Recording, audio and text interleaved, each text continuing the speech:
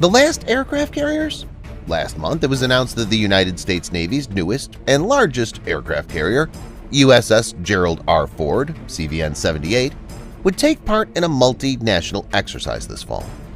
The lead vessel of a new class of nuclear-powered supercarriers will also have a partial air wing when she finally sets sail.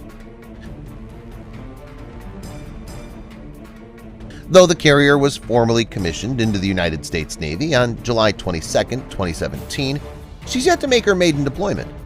A report from the Government Accountability Office in mid-2020, updated this summer, warned that the CVN-78 was facing a number of significant problems, including the operation of weapons elevators, as well as with clogged toilet systems that need to be flushed out regularly.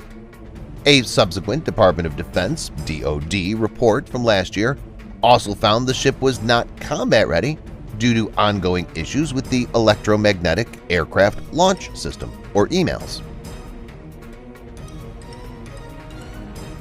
Such teething problems are always common with new technology, and it should be added that the vessel underwent an 18-month period of tests and trials where she spent almost half that time at sea. Moreover, the ship also underwent 4 months of shock trials that were meant to showcase her superior design, taking just 20% of the damage that USS Theodore Roosevelt (CVN-71) sustained in her shock trials in 1987. The latest or the last Navy aircraft carriers? CVN-78 is the latest carrier set to enter service with the United States Navy, while USS John F. Kennedy (CVN-79) is currently on track to be commissioned in 2024. As USS Gerald R. Ford has replaced the former USS Enterprise (CVN-65), the world's first nuclear-powered carrier, CVN-79 will replace USS Nimitz (CVN-68), the lead vessel of the U.S. Navy's class of nuclear-powered supercarriers. The current plan calls for Ford-class carriers to then replace the Nimitz-class flat-tops on a one-for-one basis over the next 4 decades. It was just last week that Huntington Ingalls Industries division Newport News Shipbuilding announced that it would hold a ceremonial keel laying for the third Gerald R. Ford-class aircraft carrier, the future USS Enterprise, CVN-80. Scheduled to be held on August 27th, it will officially begin the construction of the 9th U.S. Navy vessel to bear the name Enterprise. The first steel-cutting ceremony for CVN-80 was held in 2018. In addition, the future Enterprise has become the first aircraft carrier to be designed and built digitally.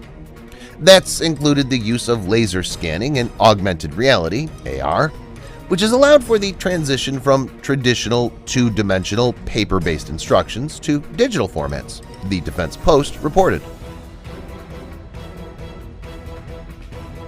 The next carrier scheduled is the future USS Doris Miller (CVN-81), which is expected to be laid down in January 2026, with plans for her to be launched by the end of the decade, with commissioning in the early 2030s.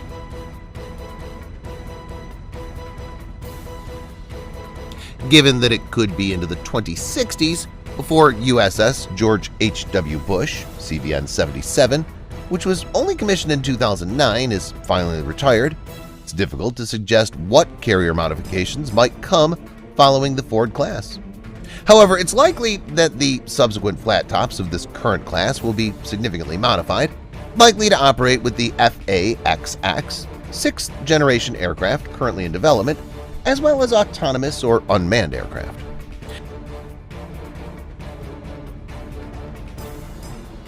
Yet it's also just as likely that the United States Navy will never actually replace each of its Nimitz-class carriers and instead could seek to develop smaller warships that could still do the job.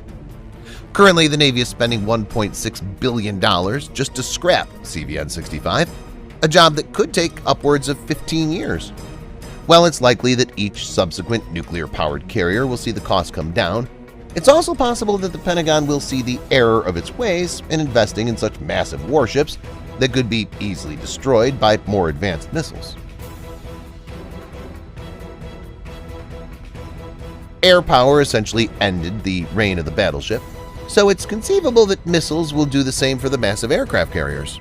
The 4 Iowa-class warships were the final battle wagons ever built for the U.S. Navy, and a safe bet would suggest that the Ford class is the final supercarrier as well.